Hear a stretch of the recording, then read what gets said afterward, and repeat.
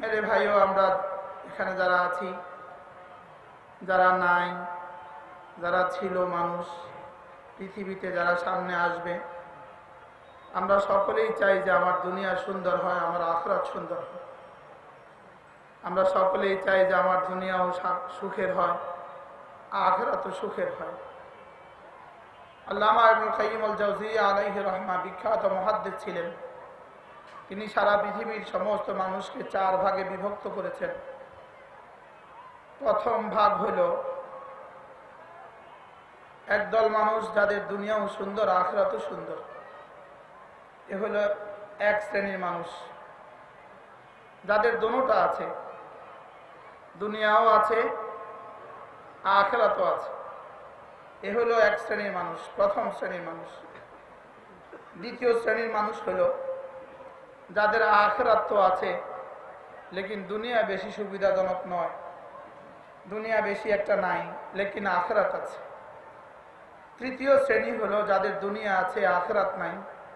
আর চতুর্থ শ্রেণী হলো যাদের দুনিয়াও নাই, আখিরাতও নাই। সারা পৃথিবীতে এই 4 শ্রেণীর বাইরে কোনো মানুষ নাই। তাহলে মানুষ মোট কত শ্রেণীতে বিভক্ত বলেন? প্রথম শ্রেণী, দুনিয়াও আছে, এরা দুনিয়াতেও সুখী, এরা আখিরাতেও সুখী। এ হলো প্রথম শ্রেণীর মানুষ। দ্বিতীয় শ্রেণী হলো এদের দুনিয়াতে তেমন কিছু নাই, লেকিন এদের আখিরাতে আলহামদুলিল্লাহ সব আছে। এরা হলো দ্বিতীয় শ্রেণীর মানুষ। তৃতীয় শ্রেণীর মানুষ হলো এদের আখিরাতে নাই, দুনিয়াতে আছে। আর চতুর্থ শ্রেণীর মানুষ হলো এদের আখিরাতও নাই, দুনিয়াও নাই। তাহলে মোট কয় দল পাইছি বলেন? এবার বলুন তো দেখি, আমরা কোন দলে হইতে চাই? সকলে বলেন, আমরা কোন দলে হইতে চাই? যে দলে কি আছে? দুনিয়াও আছে, আখিরাতও আছে। হযরত বেলাল রাদিয়াল্লাহু তাআলা আনহু আখিরাত বানিয়েছে, তো দুনিয়াও আল্লাহ তাআলা সাজিয়ে দিয়েছেন। হযরত আবু হুরায়রা, এই মানুষগুলো সাহাবাদের মধ্যে গোরাবা, ফুকারা। হযরত আবু হুরায়রা দুনিয়া সাজিয়েছেন, আখিরাত সাজিয়েছেন, তো দুনিয়াও বনে গেছে। হযরত সুমাইয়া রাদিয়াল্লাহু তাআলা আনহা আখিরাত সাজিয়েছেন, তো দুনিয়াও বনে গেছে। এই মানুষগুলোর নাম দুনিয়াতে আছে কিনা বলেন? এই মানুষগুলোর নাম দুনিয়াতে আছে। সফলতার সাথে আছে না ব্যর্থতার সাথে আছে? কামিয়াবির সাথে আছে না নাকামির সাথে আছে? অথচ দুনিয়াতে এদের কি ছিল? গোলাম ইবনে গোলাম। হযরত বেলাল গোলাম ইবনে গোলাম, গোলামের ছেলে গোলাম। লেকিন আজকে বেলালের নামে কিছু মানুষের নাম আছে তো না? কতজনের নাম আছে দুনিয়াতে? বেলালের মনিব উমাইয়া সেদিন দুনিয়া সাজিয়েছিল সে। আজকে কি তার নামে পৃথিবীর কোনো জানোয়ারের নামও আছে? লেকিন দুনিয়া ছিল কিনা বলেন? বলেন, দুনিয়া ছিল কিনা? আবু জাহাল দুনিয়া ছিল কিনা? উতবা দুনিয়া ছিল কিনা? সাইবা দুনিয়া ছিল কিনা? লেকিন আজকে কি তাদের নাম সম্মানের সাথে আছে না অসম্মানের সাথে আছে? তাইলে বোঝা গেছে একটা থিওরি, যার এই আখিরাত সুন্দর হয়, আল্লাহ তাআলা তাকে দুনিয়াতেও দামি বানিয়ে দেন। যার এই আখিরাত সুন্দর, বলেন, আল্লাহ তাআলা তাকে দুনিয়াতেও কি বানিয়ে দেন? দুনিয়াতেও তাকে দামি বানিয়ে দেন। বড় পীর আব্দুল কাদের জিলানী রহমতুল্লাহি আলাইহির নাম আজকের পৃথিবীতে মানুষ জানে কিনা? জানে। পৃথিবীর কোন কোন পোলের গোড়ায় বড় পীর আব্দুল কাদের জিলানীর নাম লেখা ছিল? আছে কোথাও? কোন কোন জায়গায় ব্রিজের উপরে তার নাম লেখা আছে? কোন কোন এয়ারপোর্টের গায়ে তার নাম লেখা আছে? লেকিন পৃথিবীর সমস্ত মানুষ তার নাম জানে কিনা বলেন? তাইলে বোঝা গেছে আমার নাম টিকে থাকার, আমার যশ টিকে থাকার, আমার খ্যাতি টিকে থাকার, আমার সুনাম টিকে থাকার, আমার দুনিয়া বাকি থাকার একটাই রাস্তা, আমার নাম আরশে আজিমের গায়ের সাথে, আরশে আজিমের সাথে লাগিয়ে দেওয়া। আমার নাম আরশে আজিমের সাথে লাগিয়ে দেওয়া। বলেন, আমার নাম আরশে আজিমের সাথে কি দেওয়া? লাগিয়ে দেওয়া। যদি আরশে আজিমের সাথে আমার নাম লাগিয়ে দিতে পারি, রব্বে কারীমের সাথে আমার নাম জুড়ে দিতে পারি, রব্বুল আলামিন বলেন, যাও কথা দিলাম, ওয়া রাফা'না লাকা যিকরাক, আমি তোমার নাম বুলন্দ করে দিব। এটা আমার সিদ্ধান্ত। আমি তোমার নাম বুলন্দ করে দিব।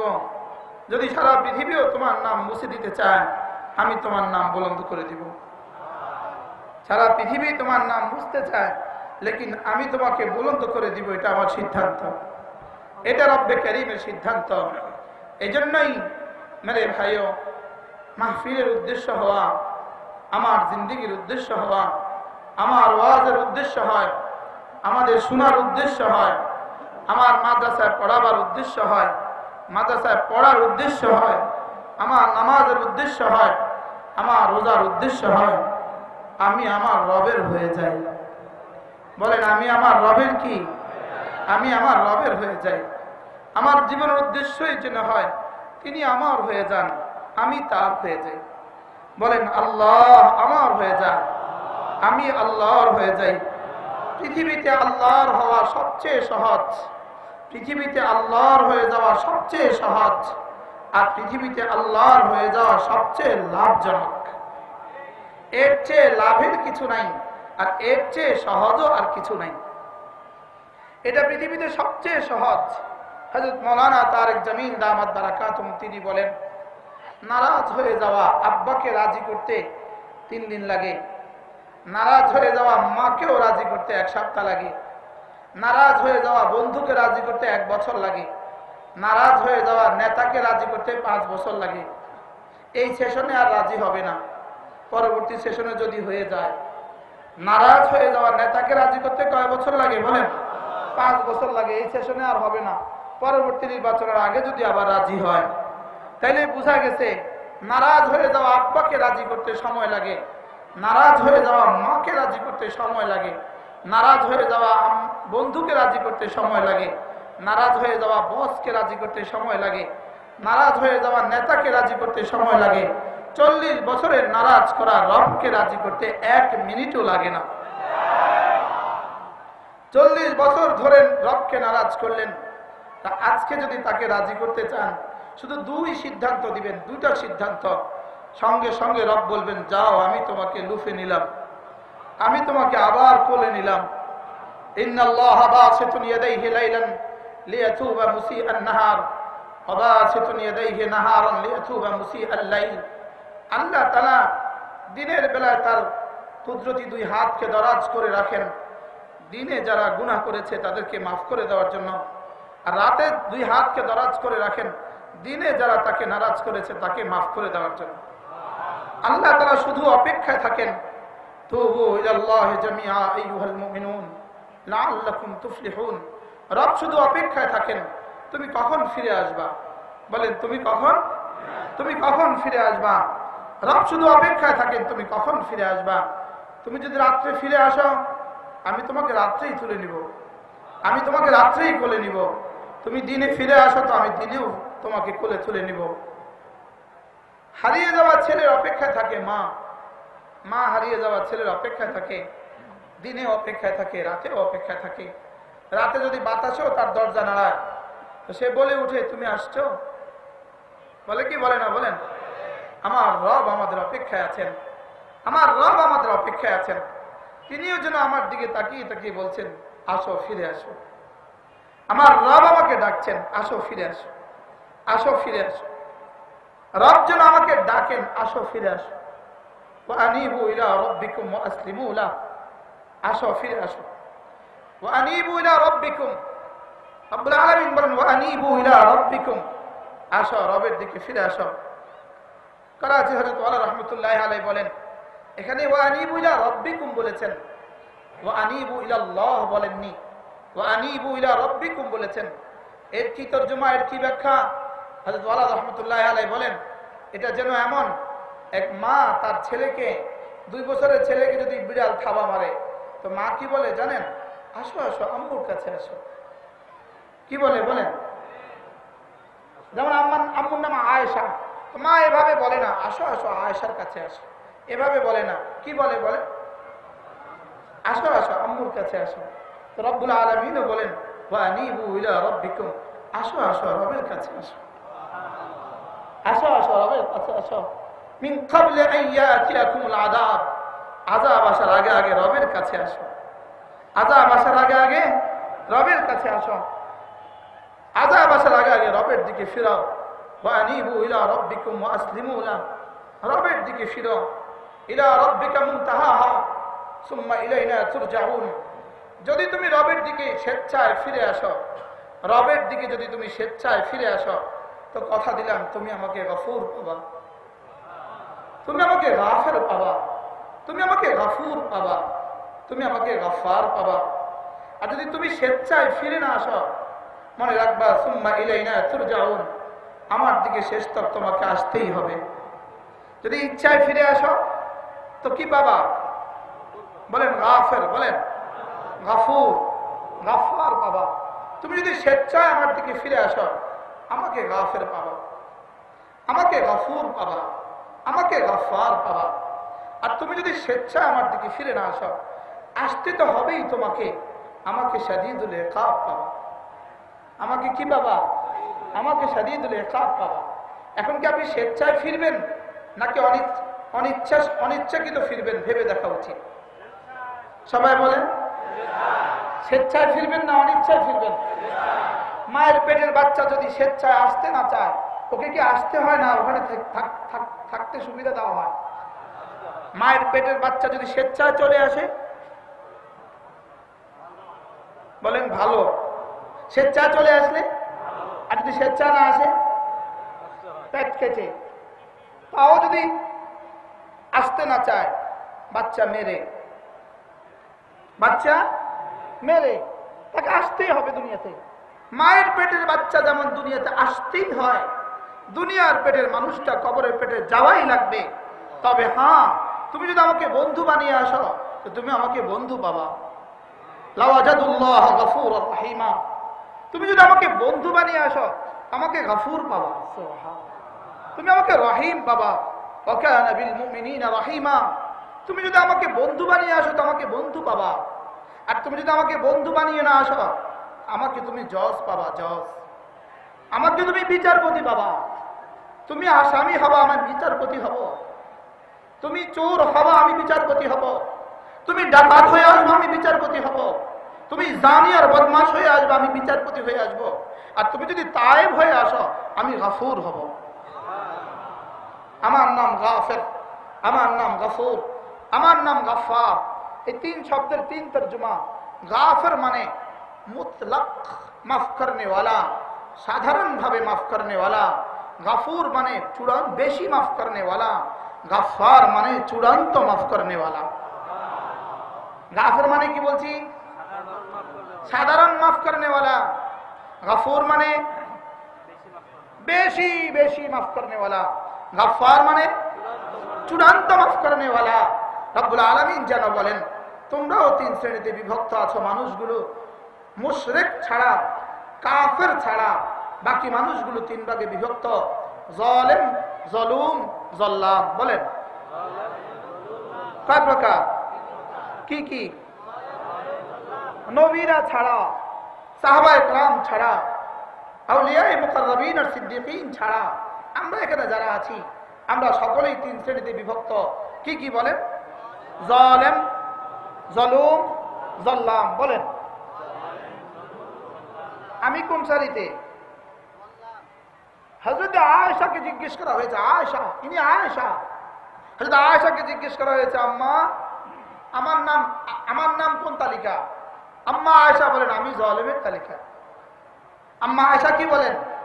আমি জালেমের তালিকা। আম্মা আয়েশা বলেন আমি জালেমের তালিকা। জালেম বলেন, জালেম, জলুম, জল্লাম। জালেম মানে সাধারণভাবে গুনাহগার, জলুম মানে বেশি গুনাহগার, জল্লাম মানে চূড়ান্ত গুনাহগার। কদল কি কি? রব্বুল আলামিন যেন বলেন, বন্ধু তুমি যদি জালেম হও, যাও কথা দিলাম আমি গাফির। তুমি যদি জলুম হও, আমি গফুর। তুমি যদি জল্লাম হও, আমি গফফার। তোমাকে মাফ করে দেওয়ার জন্যই আমি গফুর, তোমাকে মাফ করে দেওয়ার জন্যই আমি গফফার। রব্বুল আলামিন মাফ কাকে করবেন? রব্বুল আলামিন মাফটা করবেন কাকে? যেমন ধরেন আজকের পৃথিবীতে 200 কোটি মুসলমান। কত কোটি মুসলমান? মোট মানুষ আছে কত কোটি? 700 কোটি। তো 200 কোটি গেলে আর কত থাকে? লিকুল্লি বনি আদম জান্নাতুন ওয়া নার, প্রত্যেক বনি আদমের জন্য একটা জান্নাত আছে, একটা জাহান্নাম আছে। তো 7 বেঈমান আর কাফের নিশ্চিত জাহান্নামী। তো ওদের জান্নাতগুলো যাবে কোথায়? আমরা আছি 200 কোটি, ইনশাআল্লাহ আমাদেরকে এজন্য আমাদেরকে একটা নয় প্রত্যেককে 2টা করে দিবে। ওয়ালিমান খাফা মাকাম রাব্বিহি জান্নাতান, ওয়ালিমান খাফা মাকাম রাব্বিহি জান্নাতান। এজন্য আমাদেরকে কয়টা করে দিবে বলেন? খুশি হয়ে যান না কেন সবাই? আলহামদুলিল্লাহ। আমাদেরকে কয়টা করে জান্নাত দিবে বলেন? আমাদেরকে রব্বুল আলামিন 2টো করে জান্নাত দিবে। কয়টা করে দিবে বলেন? আমাদেরকে 2টো করে জান্নাত দিবে। আল্লামা ইবনে তাইমিয়া আলাইহির রহমাহ লিখছেন আজীব কথা। তিনি বলেন ওয়ালিমান খাফা মাকাম রাব্বিহি জান্নাতান, যে আল্লাহ তাআলাকে ভয় করে আল্লাহ তাআলা তাকে 2টো জান্নাত দিবে। তিনি বলেন জানো 2টো জান্নাত কোথায় দিবে? জান্নাতুন ফিদ দুনিয়া ওয়া জান্নাতুন ফিল উকবা, একটা দুনিয়াতে জান্নাত দিবে আর একটা আখিরাতে জান্নাত দিবে। দুনিয়াতে জান্নাত আবার কোনটা? দুনিয়াতে আবার জান্নাত কি? দুনিয়াতে আবার জান্নাত দেয় কেমনে? তো তিনি বলেন আই লাযযাতুন ফিল ইবাদা, দুনিয়াতে আল্লাহ তাআলা তার নামাজের মধ্যে মজা দিয়ে দিবে, মজা মজা। দুনিয়াতে জিকিরে মজা, দুনিয়াতে তেলাওয়াতে মজা, দুনিয়াতে সিজদায় মজা, দুনিয়াতে তাওয়াফে মজা, দুনিয়াতে সাইতে মজা। হ্যাঁ ও দুনিয়ার মানুষ শুনো, তোমরা গানে যতটা মজা পাও আমরা জিকিরের থেকে কোটি গুণে বেশি মজা পাই। তোমরা ছবি দেখে যে পরিমাণ মজা পাও আল্লাহর কসম আমরা তেলাওয়াতের চেয়ে কোটি গুণে বেশি মজা পাই। তোমরা হেসে হেসে মজা পাও, আমরা রব্বে কারীমের জন্য কেঁদে মজা পাই। তোমরা গান গেয়ে মজা পাও, আমরা জিকির করে মজা পাই। আইনা আবনাউল মুলুক মিন হাযিল লাজ্জাত, এই লাজ্জাত গুলো থেকে পৃথিবীর বাদশা দাদারা কোথায়? ওরা যখন রাতের অন্ধকারকে খাম খাম করে দেয় গানে, আমাদের আকাবের আমাদের বড়রা তখন জিকিরে রব্বে কারীমের চাদরকে ফেটে ফেটে আর সাজিমে উঠে যায়।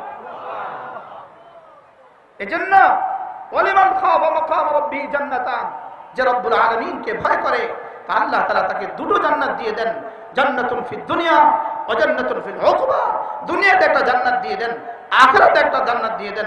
আলহামদুলিল্লাহ উলামায়ে উম্মত দুনিয়াতে জান্নাতের ভিতরে আছে। উলামায়ে উম্মত দুনিয়াতে কোথায় আছে বলেন? উলামায়ে উম্মত দুনিয়াতে জান্নাতের ভিতরে আছে। উলামায়ে উম্মত দুনিয়াতে জান্নাতের ভিতরে আছে। আমরা রাতের অন্ধকারে জিকির করতে যে পরিমাণ মজা পাই, একটা ওরা যদি বুঝতো এরা কি পরিমাণ মজা আছে তা আমাদের সাথে যুদ্ধ লাগায় দিত। এরা কিসের ভিতরে আছে? এরা মজার ভিতরে আছে। সুবহানাল্লাহ। এজন্য মেরে ভাই, গাফির গফুর গফফার, আল্লাহ তাআলা মাফ করনে वाला। আল্লাহ তাআলা কি করনে वाला বলেন? আল্লাহ তাআলা মাফ করনে वाला। আজীব বিষয় না? মাফ কাকে করবেন? মাফ কাকে করবেন? মজার বিষয় হলো যে মাফ চায় তাকেও মাফ করব, যে মাফ না চায় তাকেও মাফ করব। ওলামায়ে উম্মত বলবেন হুজুর আজগবি কথা কইতেছেন, আজগবি কথা কইতেছেন। যে মাফ চায় তাকে গাফির গফুর গফফার হিসাবে মাফ করবে, আর যে মাফ না চায় তাকে রহিম হিসাবে মাফ করবে। তাকে কি হিসাবে মাফ করবে বলেন? ওয়াকানা বিল মুমিনিনা রহিমা। শুধু রব শর্ত জুড়ে দিয়েছেন, ইমানটাকে ছিদ্র করে আসো না, ইমানকে তালি লাগাই আইসো, ইমানকে জোড়া তালি দিয়ে আইসো। বলেন ইমানকে কি দিয়ে আইসো? ইমানটাকে জোড়া তালি দিয়ে আইসো। এটাতে যেন ছিদ্র না থাকে, এটাতে যেন কি না থাকে বলেন? এটাতে যেন ছিদ্র না থাকে, এটা যেন সাফ থাকে, এটা যেন কি থাকে বলেন? এটা যেন পরিষ্কার থাকে, এটাতে যেন কোনো ছিদ্র না থাকে, এটাতে যেন কোনো সুরাখ না থাকে, এটাতে যেন কোনো অসুবিধা না থাকে। কি হয়, আপনি বিদেশে যাবেন, বিদেশে যাবেন, আপনি যেই হন, ইমিগ্রেশনে ঢোকা মাত্রই আপনাকে জিজ্ঞেস করবে পাসপোর্ট। কি জিজ্ঞেস করবে বলুন? পাসপোর্ট। এবার পাসপোর্টে ভিসার ফেজটা দেখবে, 2টা, ভিসা পাসপোর্ট। বলেন বলেন বলেন। ভিসা, আচ্ছা ভিসা জাল, ভিসাটা জাল, যাওয়ার কি কোনো ব্যবস্থা আছে? জোরে বলেন, যাওয়ার কোনো ব্যবস্থা আছে? আচ্ছা পাসপোর্টটা 2 নম্বর, কোন ব্যবস্থা আছে? তাহলে বোঝা গেছে পাসপোর্ট আর ভিসা ছাড়া বিদেশে যাওয়ার কোনো কি নাই বলেন? কোন রাস্তা নাই। যদি একজন বলে আমাকে চিনেন, আমাকে চিনেন, এই শব্দ তো বাংলাদেশে অ্যাভেলেবেল শব্দ, বুঝলেন না? এটা তো বাংলাদেশে খুব অ্যাভেলেবেল শব্দ। যে কেউ যাকে আমাকে চিনেন, কি বলবে বলেন না? বলেন আমাকে চিনেন, শুধু এক শব্দ, আমাকে চিনেন, শুধু এক শব্দ। আপনাকে আমরা চিনি, কুনতা নুতফাতান, ছিলে বীর্য। ছিলে কি বল? অচিরে হয়ে যাবা পোকামাকড়ের খাবার, আর মধ্যখান থেকে শুধুই একটা পায়খানার ডিব্বা নিয়ে চলতেছে। এই হলো আমাকে চিনেন। বলেন না একটু, আমাকে চিনেন, একটা শব্দ, আমাকে চিনেন। বারবার ইমিগ্রেশনে তিনি বলেন আমাকে চিনেন, তো ইমিগ্রেশন কর্মকর্তা কি বলবে? আপনি কে আমার চিনার বিষয় না, এখানে পাসপোর্ট লাগান। কি বলবে বলেন? এখানে কি লাগান? এখানে পাসপোর্ট লাগান, এখানে ভিসা লাগান। আপনি কে আমার দেখার দরকার নেই, আপনি এখানে পাসপোর্ট লাগান, ভিসা লাগান। ঠিক হুবহু ওখানের ইমিগ্রেশনে ইমানের পাসপোর্ট লাগাও, ইমানের পাসপোর্ট লাগাও, আর মুহাম্মদুর রাসূলের ভিসা লাগাও। পাসপোর্ট আর ভিসা লাগাও। এখানে অন্য কোনো সাবজেক্ট নাই, এখানে অন্য কোনো অপশন নাই। There is no any third option, কোনো অপশন নাই। লাগাও ভিসা, লাগাও পাসপোর্ট। আপনি আমাকে এবার বলবেন, এই চিনো আমাকে?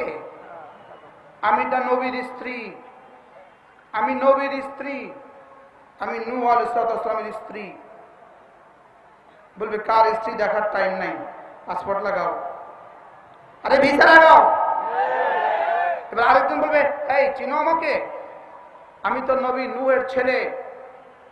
বলবে না না, এখানে নাই, কোনো অপশন নাই। ইমান আর ইমানের ভিসা লাগাও। ইমানের কি লাগাও? পাসপোর্ট লাগাও। বলে ইমানের কি লাগাও? এখানে ইমানের পাসপোর্ট লাগাও। আরে সালাতের ভিসা লাগাও, এখানে ইমানের পাসপোর্ট আর ভিসা লাগাও। এবার আরেকজন বলে, এই আমাদের চিনো? কে তুমি? আমি তো খলিলের আব্বা। খলিল কে? আমি ইব্রাহিম আলাইহিসসালামের আব্বা। কি বলবে? পাসপোর্ট ভিসা লাগান। নবীর ছেলে, খানা নাই। নবীর স্ত্রী, না কোনো টেনশন, কোনো ভ্যালু নাই। নবীর বাবা, কোনো ভ্যালু নাই। শুধু কি দরকার বলেন? জোরে বলেন, লা ইলাহা ইল্লাল্লাহ